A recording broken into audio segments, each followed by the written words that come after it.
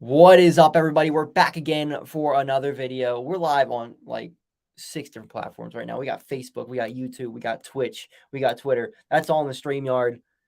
And then we got TikTok on the other side. So we're here, and I think the first thing we want to talk about is the Phillies. Phillies been really hot right now. One of the best teams in the NL in June. They've played absolutely great.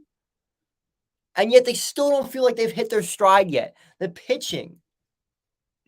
Phillies pitching has been absolutely tremendous. I think the starters got like under two ERA right now. Absolutely great. What's up, Nathan? How we doing? Pitching's been great. I mean, you got Ranger Suarez and Taiwan Walker absolutely dominant in the month of June. Nola's still struggling a little bit. So that's where the worry to me comes a little bit. Like, yeah, Walker and Ranger are pitching out of their minds, but Nola is not pitching well at all. It's really been the pitching that's carried this team, as we know. And they're going to play again tonight against the Nationals. So this should be another series win. If they continue to win these series, they're going to continue to catch up ground. They're not going to catch the Braves. The Braves are insane. Phillies won the most games in the NL this month and still fell 2.5 games behind the Braves. It's absolutely insane how good the Braves are right now. So I think they just keep winning games, get yourself a wild card spot, get into the playoffs again, and see where it happens. They're still 1.5 games behind a wild card spot, but if they keep playing like this, they're gonna be okay. They're gonna be okay. What's up? You going laptop? How are we doing? Phillies can make a run on the Marlins. I think they can. What's up, Nate?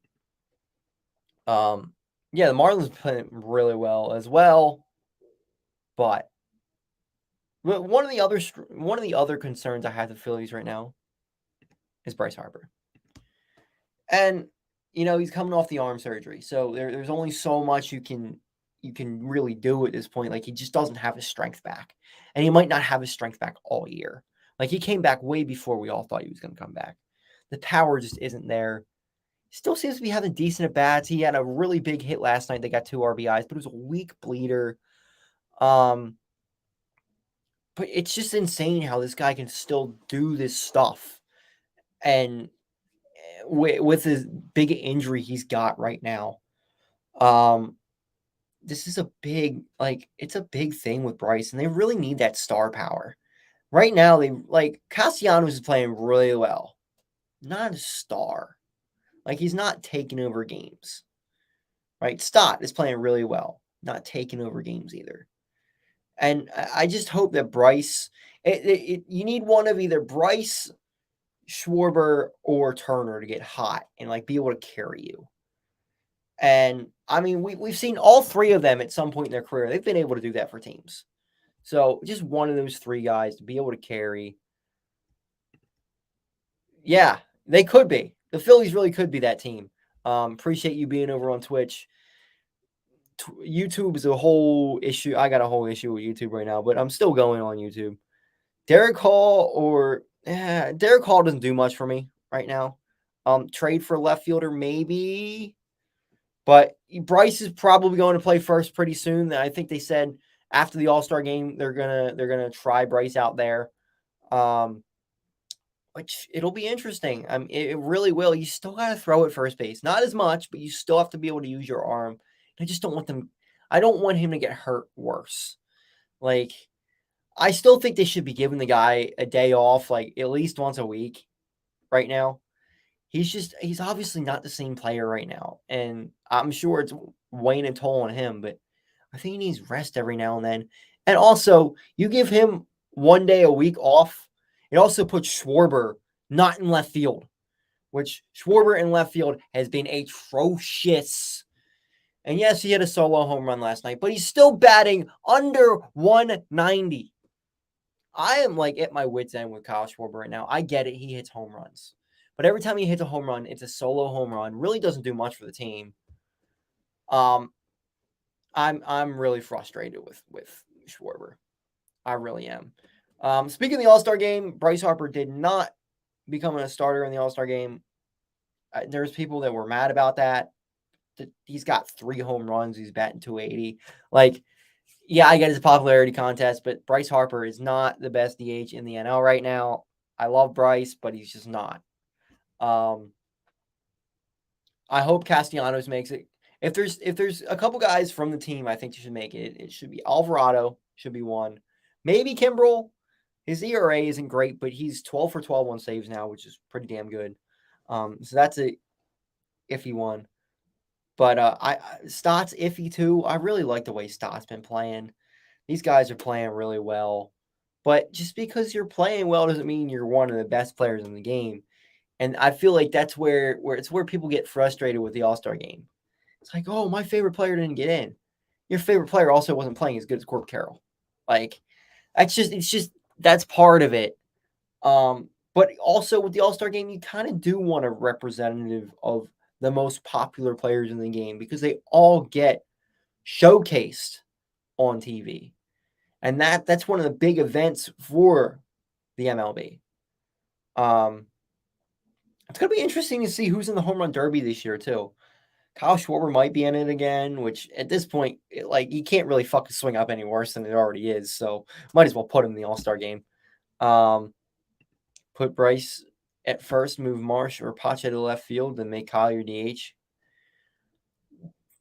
Problem with that is Pache really hasn't been hitting since he got back from the injury either. So I like Bryce at first, but even once Bryce moves back to first, he's not going to be able to play there every night. Schwarber is just slow on one base, bro. Schwarber is not doing anything right now. That's what is tough. Trade for Belly. What's Belly's stats like? He's back. He good again. The problem with Bellinger is he's another left-hander. We need some right-handed power. We need some right-handed power out there. 261, 7 home runs. It's been all right. I don't know if that's 22 RBIs. Okay, I guess. But Bellinger really doesn't do much for me unless you can trade him for something really small. But even that, it just, to me, it doesn't make a whole ton of sense putting another lefty in there. You need another right-handed hitter more than anything. Yeah, I don't know why lefties are the only ones in trade talks right now. We need a right-handed hitter. The one I've heard Goldschmidt a lot, but I don't see them giving up a top-tier prospect like that.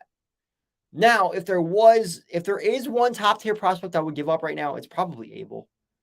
Abel to me is struggling, and I'm a little worried that he's going to continue to struggle. The walks are a big concern to me, and it's weird just because last year he didn't have that issue, and all of a sudden he can't command pitches anymore. So that's what is that's what's concerning to me with Abel. But I would maybe trade Abel if we can get a solid right-handed bat. I don't know if Goldschmidt's really the answer. Yeah, he's good, but he's old. We can't give up Painter. Yeah, unless it's got to be if we get Ohtani, okay, you're giving up Painter. I'm fine with that. But yeah, Painter's still not healthy either. That's what's a worry with me with every single Phillies prospect right now. You look at pretty much any Phillies prospect, there's a ding on them somewhere. And maybe that's just all prospects, but Abel is terrible right now. McGarry is terrible right now. Painter's hurt. You go down the list with some of our prospects, and it's just why do we have so many problems? Josh Bell, again, another left-hander. I think if they really wanted to go that route, they could call up Derek Hall, and Derek Hall would be kind of similar. Now, I'm kind of surprised they haven't called up Derek Hall yet, but Cody Clemens is also playing pretty well, too. I don't see where the Phillies go at the deadline here. And, they got to they should probably make some type of move, but it's not like they're completely think they should acquire a right-handed bat and maybe another reliever. But I don't think there's anything crazy. I don't see Trout going to Philly. No, probably not. Probably not at this point. But is Josh Bell a switch hitter? I didn't realize Josh Bell was a switch hitter. I've only ever seen him hit home runs left-handed. He is a switch hitter. I'll be damned. Well, maybe they should go after Josh Bell then. But aren't the Guardians good? Are the Guardians good this year? I don't even know. He's batting .234 with 8 home runs and 37 RBIs. That doesn't do a whole lot for me either, though. That doesn't do like it gives you a little bit more versatility, but that doesn't do a ton for me either. I'm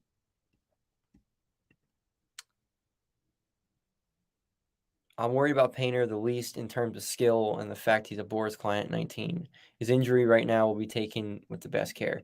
Yeah, you just I'm a little concerned that he does need the surgery and they're just delaying this a lot.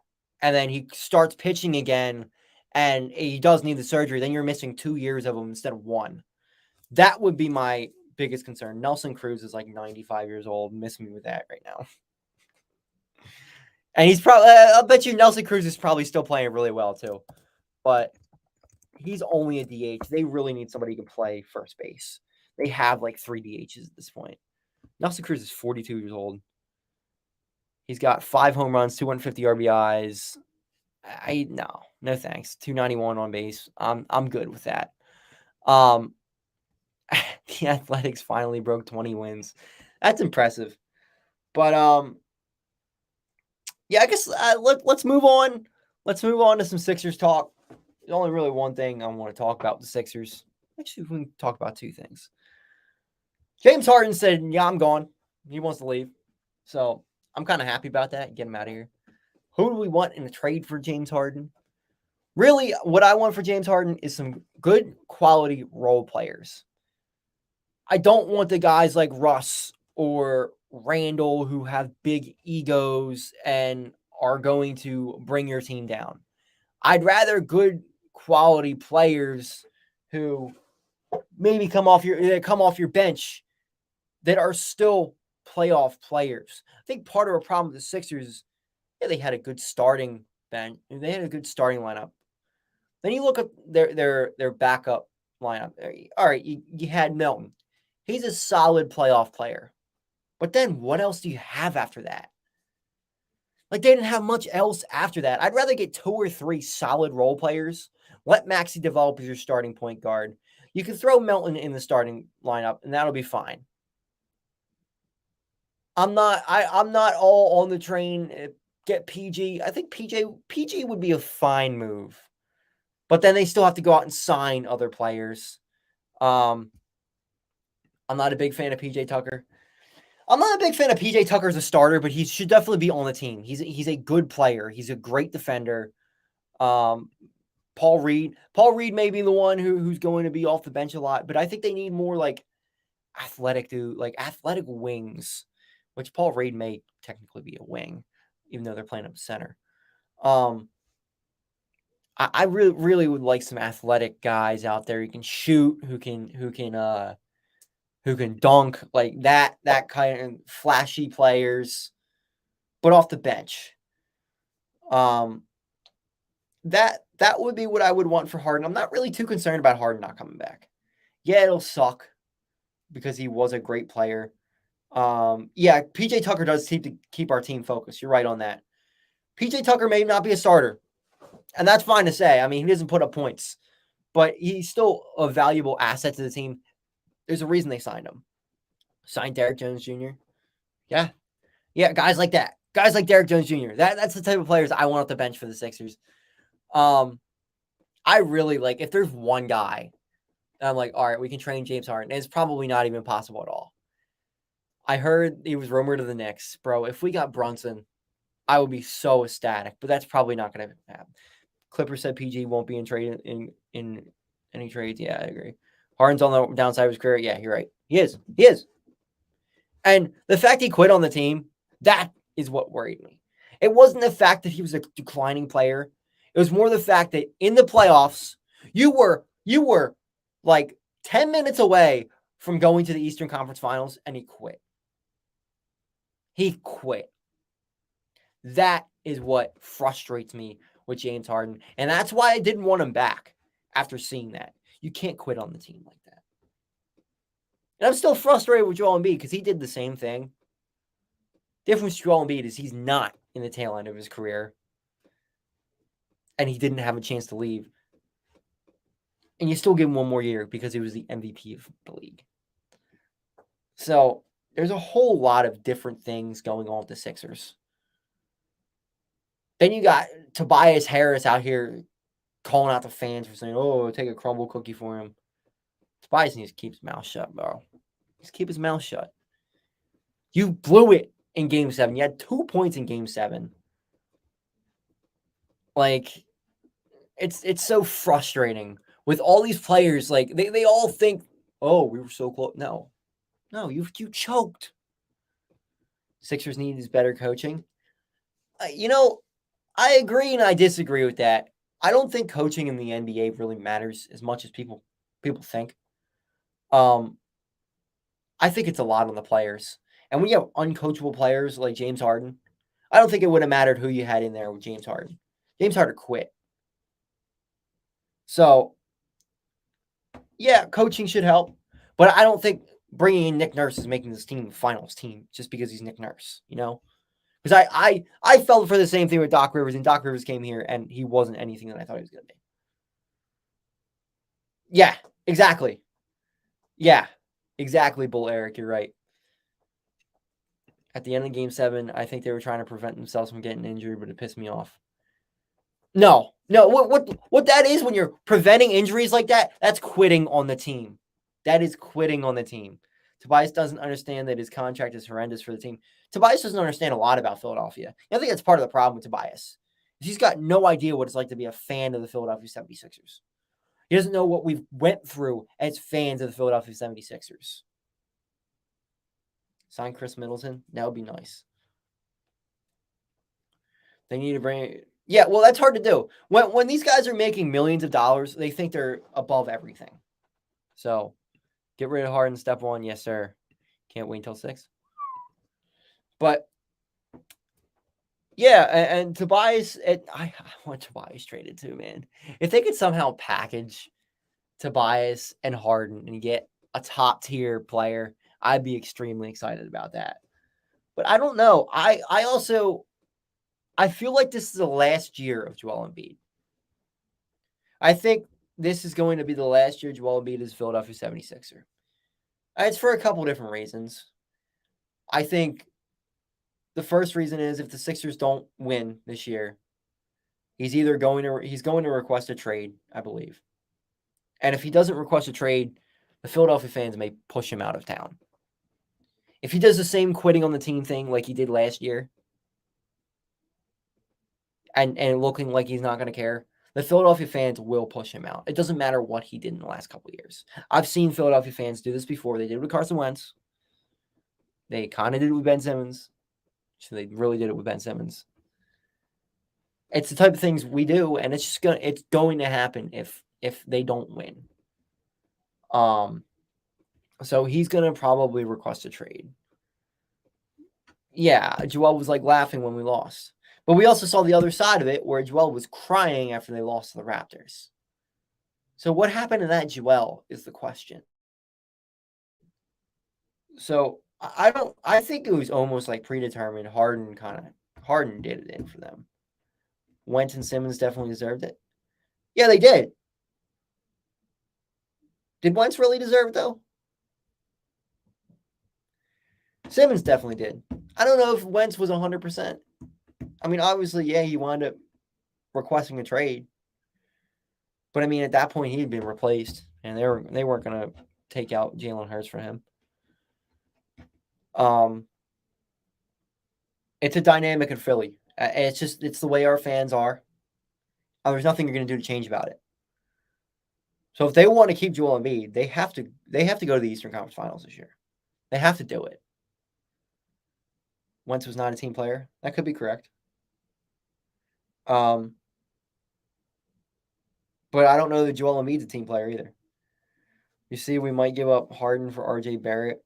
Oh, I don't know about RJ Barrett, man. I really don't want to trade him to the Knicks unless it's Jalen Brunson. But I don't think that's going to happen. I really don't want Randall. I 100% don't want Randall. So, all right, let's move on from the Sixers. They're a dumpster fire. Let's go with the Flyers. And the Flyers have completely flipped my mind on them right now. I was really down on the Flyers, didn't want to watch the Flyers. They bring in Danny Briere, they bring in Keith Jones, and they flipped. They want to rebuild now. That was part of the problem I have with the Flyers is they had no directions. Now they have a direction. They are rebuilding. They traded away Provorov, got a haul for him.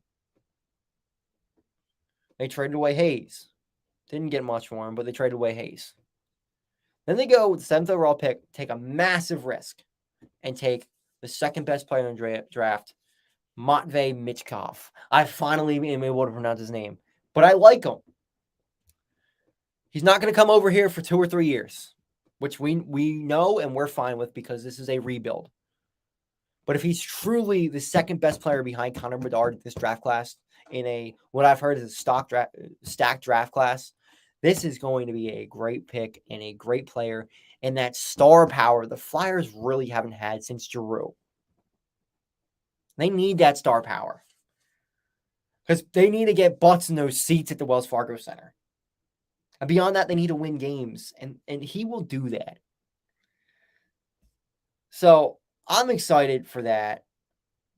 The Flyers seem to have things kind of figured out.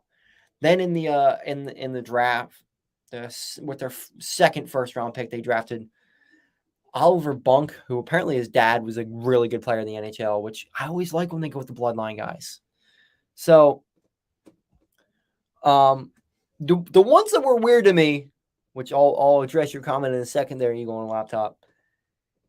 They went and drafted 2 goaltenders back to back in the second round. They traded up in the second round to pick 51 and took let's see. I have the draft tracker here. Carson from Canada. They drafted him. He was apparently the best North American prospect as a goalie. He's 6'3", 190.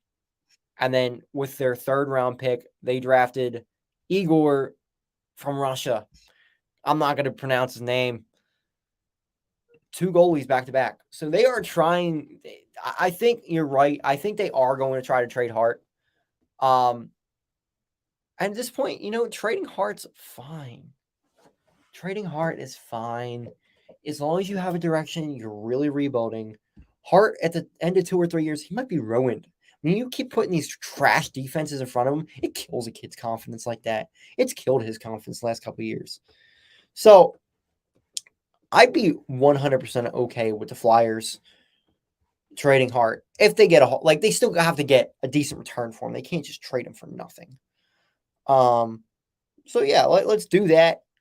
Let's see what happens here. I think they're going to trade Hart. There is the whole Team Canada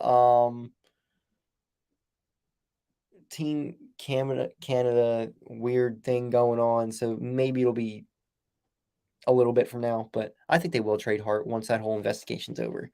I don't know too much about that investigation. I just heard about it, so I don't know what happened. So just going to say that right there. Who do you think we sign in free agency? I don't know who they're going to sign. Yeah, maybe you should trade Konechny too. I mean, really, just start over. Get as many assets as you can. These guys aren't going to be here in 2 to 3 years. Get prospects. Get picks. I like that. But 3+ first round picks for Hart. It's probably around the hole. I think it'll probably be picks plus players that'll equate to 3+ first round picks. But yeah. So I don't know who we're going to sign in free agency. I think it's all going to depend on what happens with Harden first. They got to trade Harden first, and then we'll see who they sign in free agency.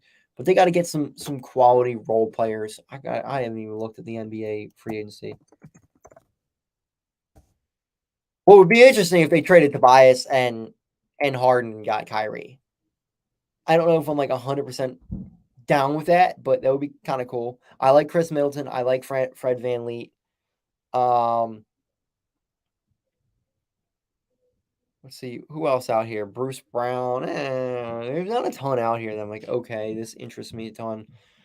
A lot of RFAs that really like Miles Bridges would be nice, but he's a restricted free agent. D'Angelo Russell may be interesting off the bench. I'm not sure what his stats were like last year, but I know he used to be pretty dang good. I also don't know what kind of contract he's gonna bring either. Let's see, what was he at last night or last year? 32 points per game.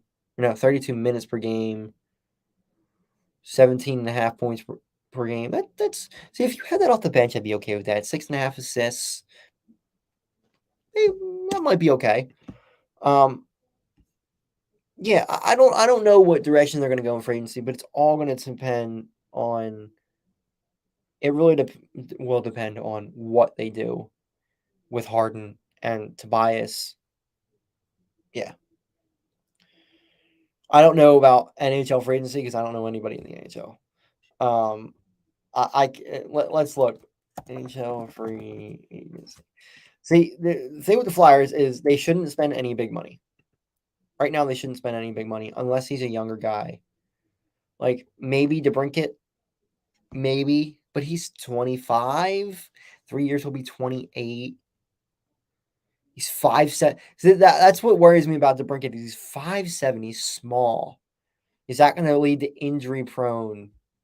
You know, like I go down the list of these guys and they're older.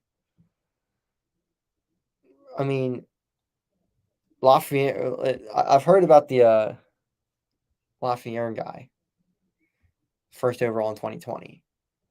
But I mean, that's an RFA. You're gonna have to trade for him.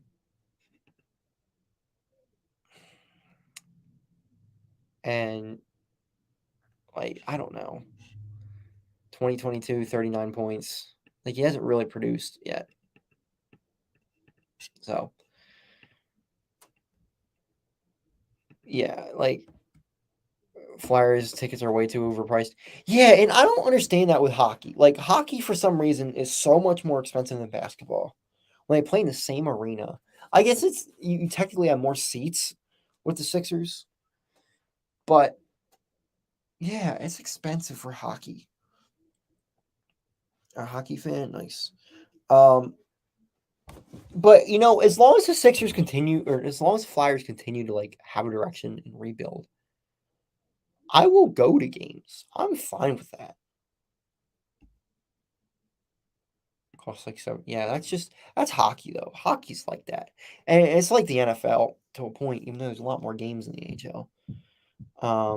Eagles news. I don't think there is any Eagles news. I can check, but I don't think there's been any Eagles news in a little bit. Um, somebody released a thing with 10 reasons why the Eagles will be a dumpster fire this year. Um, I haven't really seen any Eagles news right now, so sorry. There's nothing really going on with the Eagles. NFL tickets cost a fortune. Yeah, especially the Eagles. Eagles are the second most expensive team in the NFL, only behind LA. So that's what happens when teams in Philadelphia are good. Like ticket prices go up. I mean, you look at some Phillies tickets now this weekend. You got $30 for the 400 level. It's expensive for a Phillies game. And then I mean that's just tickets. And you look at parking, you look at food. Like you're looking at a ton of money. If you have a family of four trying to take them to a game, I mean, if you take them to an Eagles game, you're probably going to pay over around $1,000, maybe more.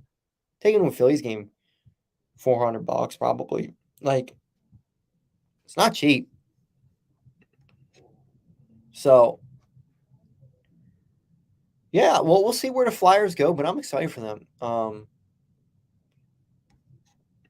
Yeah, it's like yeah, I want to go. I haven't paid for any. I didn't pay for an Eagles game last year. Luckily, I was lucky enough to have a couple people take me. Um, but I mean, it's a lot of money. It's a lot of money. Yeah, well, Washington is a shithole. But Eagles going to win a Super Bowl, better defense. I don't know if they're going to win a Super Bowl, but I feel like the Eagles are going to be good. They're going to be good. They're going to make waves in the playoffs. Maybe make it to the Super Bowl, maybe win the Super Bowl, maybe make it the NFC Championship. I don't know. But I mean, they're exciting. They have a lot. I'm more excited for the Flyers and Sixers free agency. I don't think the Flyers are going to sign anybody that you're like. The Flyers aren't going to do anything big in free agency, besides maybe trade some guys off, because they shouldn't. They wasted money on Sanheim. They wasted money on Hayes. Like, they can't be handing out any of these big contracts anymore. Tony DeAngelo still might get dealt. So they got a lot of. I really don't think the Flyers are really going to be targeting that much in free agency. Maybe smaller moves, like 1-year deals type things for some veterans. But the Flyers almost should be tanking next year. Try to get that number 1 overall pick. Try to get another superstar. But yeah, Sanheim's underperforming. Like, you just get to see the writing on the wall with some of these guys when they sign them. Like, what's my YouTube? Everything's linked in the description. Go over to my Twitch, though. Twitch is Cahtah, just like here. Harden gone. Yeah, Harden is gone. We'll see. It was still a good trade. If you want to say they won the trade, fine. But, like, nobody won that trade. Because it's a mess.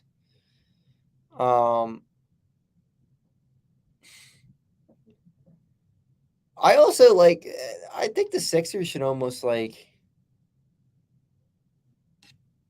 not force anything with Harden. The Flyers are more exciting. I'm pretty sure you can go back in the stream, but the Sixers free agency will be more exciting because we already know that Harden's gone, so something's going to happen there. The Flyers shouldn't really sign anybody. Just tank.